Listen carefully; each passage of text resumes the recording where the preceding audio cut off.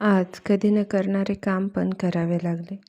त्याच्या आधी नमस्कार मंडळी, आज झाला उशीर, पण आवरून एकदा गोठ्यात चक्कर मारणं मस्ट आहे.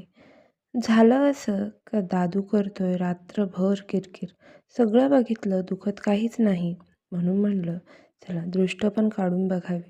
त्यात आज सईची शाळा पण लवकर आहे, म्हणून तिला पण एका सेकंदामध्येच कसं स्कूल चले हम मस्त असं तयार केलं. दादूची रडरड काही थांबत नव्हती, म्हणून मंगेशजींनी त्यांना घेतले आणि मी त्यांचा नाश्ता बनवला.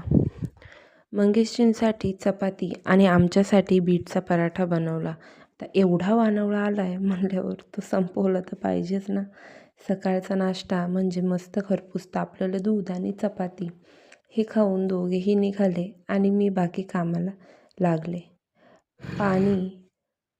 प्यायच्या पाण्याने पाण्याच्या बाटल्या भरल्या आणि तिकडे स्वामी म्हणतात, चित्र कधी पूर्ण करशील बाई, आता 2 महिने झालं असंच अपूर्ण ठेवलंयस मला.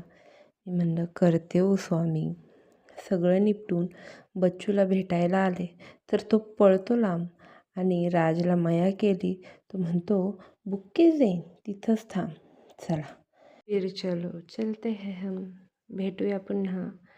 Bye bye.